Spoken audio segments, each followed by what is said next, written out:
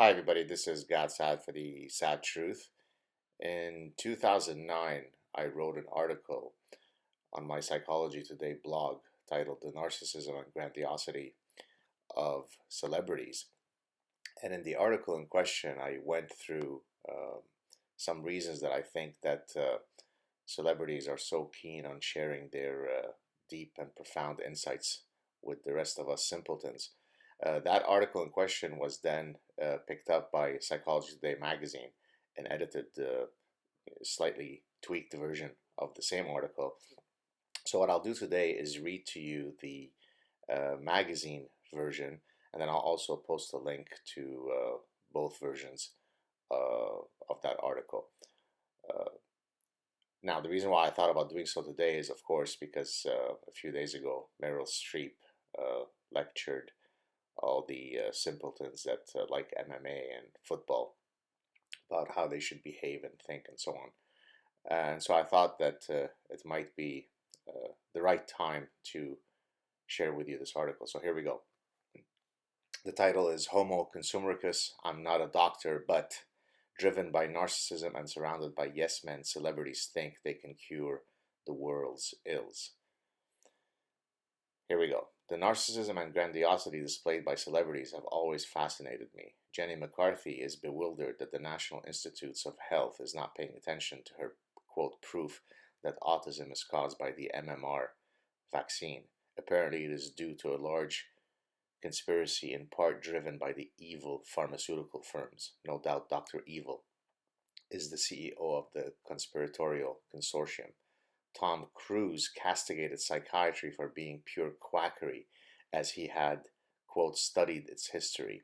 The actors Kirk Cameron, Ben Stein, and Mel Gibson have each, quote, disproved the theory of evolution.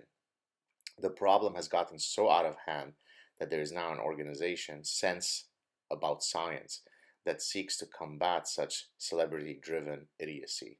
Salon and Newsweek did the unthinkable by each publishing an article on the contribution of Oprah to this lunacy. How dare anyone question Oprah's omniscience and omnipotence? I'd like to speculate about 5 possible reasons that drive celebrities to engage in such nonsense. First, celebrities are a self-selected group of narcissists. Whereas it is certainly true that some individuals pursue acting or singing careers for the pure love of the artistic forms in question, the great majority of celebrity wannabes are driven largely by the outcomes: fame, money, adulation. A 2006 study by Mark Young and Drew Pinsky, published in the Journal of Research and Personality, yes, the Drew Pinsky of Celebrity Rehab with Dr. Drew, supports the contention that celebrities as a group are narcissists. Second, the extraordinary attention that is lavished on celebrities, not to mention the outlandish sums of money, makes it easy to succumb to one's hype. People line up for hours to get a glimpse of Tom Cruise coming out of his limousine and will scream with a visceral religious fervor at his mere sight. Take a narcissist and feed his or her ego in such a manner 24 hours a day, and it is not difficult to guess that Tom Cruise starts to actually believe that he is a superhero rather than playing one in the movies. Third, celebrities are seldom exposed to negative feedback from those closest to them. Hence, their immediate environments serve as lubricants for their outlandish narcissism. This is one of the key drivers of the overconfidence bias. For example, many professors imagine that their teaching evaluations in a given semester will be stellar precisely because they hear only from those students who complimented them face to face. However, those who think that the professors perform poorly in the classroom are likely to wait until the evaluations to voice their negative opinions. The asymmetry of being exposed to positive and not negative feedback creates the overconfidence bias in the professor's mind. This is exactly what happens with celebrities. They are repeatedly provided with positive feedback regarding their, quote, laudable scientific interventions, reinforcing their grandiose idiocy. Negative feedback, as difficult as it might be to share, serves as a crucial role in guiding behavior. Failure to receive any such feedback ensures that celebrities will maintain their grandiosity. Existential guilt is a fourth factor behind this form of celebrity narcissism. You may have heard of survival guilt, the intense feelings of remorse that survivors of a terrible ordeal, be it a plane crash, a disease, an earthquake, war, a terrorist attack, or a concentration camp, might experience. A survivor might think, why did I cheat death when so many others died? What is so special about me that my life was spared? I propose a similar mechanism to explain celebrities' interventions in making a better world. I believe that they suffer from a form of existential guilt. They know in the deep recesses of their minds that they are not deserving of the accolades and the privileged lives that they lead. One way that they can assuage this persistent guilt is to demonstrate to the world that they are much more than, quote, mere celebrities. Hence, they, quote, cure mental illness. They, quote, eradicate autism. They, quote, neutralize radiation. And they, quote, disprove evolutionary theory. Some of you might have noticed a possible contradiction here. If celebrities are narcissists, why would they experience existential guilt? I think that some celebrities are perhaps slightly less narcissistic and hence maintain some elements of self-insight. Think Sean Penn, tortured artist, versus Paris Hilton, oblivious narcissist. Finally, a fifth reason that drives celebrity drivel is the pseudo-intellectual movement known as postmodernism, the most virulent of anti-science dogma, which proposes that all viewpoints are welcome and none is privileged. Reality is relative. This creates a democratization of opinions. It is apparent, quote, arrogant to think that psychiatrists, physicists, evolutionary scientists, and epidemiologists might know more about their areas of expertise than, say, Oprah, Jenny McCarthy, Madonna, or Kirk Cameron. To sum up, celebrities possess narcissistic predispositions, nature, these being subsequently reinforced by a wide range of environmental realities, nurture, rendering it next to impossible to slay the narcissism dragon. Incidentally, whereas I have focused on celebrities' quote contributions to scientific debates, I should mention that their expertise is apparently unlimited and spans endless other domains of human import.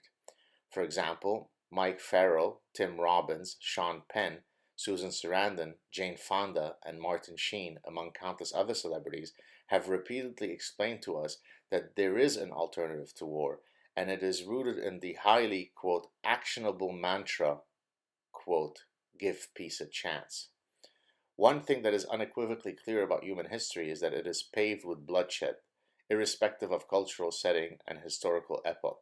Apparently, had the perpetrator of all of these wars only known about this alternative, quote, peace option as espoused by these enlightened celebrities, we could have all been singing John Lennon's Imagine while holding hands as one happy human race. Most celebrities have at best graduated from high school. Hence, it is quite extraordinary that they should feel sufficiently knowledgeable to contribute to complex issues in physics, psychiatry, medicine, and biology. Here's a thought. Entertain us at the movies and in concert halls, and leave the science for scientists. Celebrities might wish to take heed of a famous quote by Confucius: when you know a thing, to hold that you know it, and when you do not know a thing, to allow that you do not know it. This is knowledge.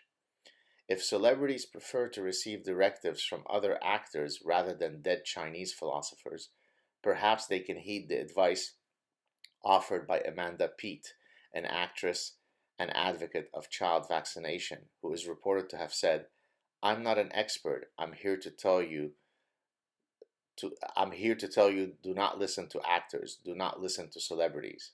Now, that's what I call sound celebrity advice. That's the end of the article. I just wanted to add one or two more points. Excuse me. My point here is not to argue that unless you're a political scientist, you shouldn't talk about politics, and unless you're an epidemiologist, you should not talk about the spread of diseases. If anything, I've criticized people who argue along those lines. Everybody can have a contribution to the battle of ideas. Everybody can weigh in as long as they are informed.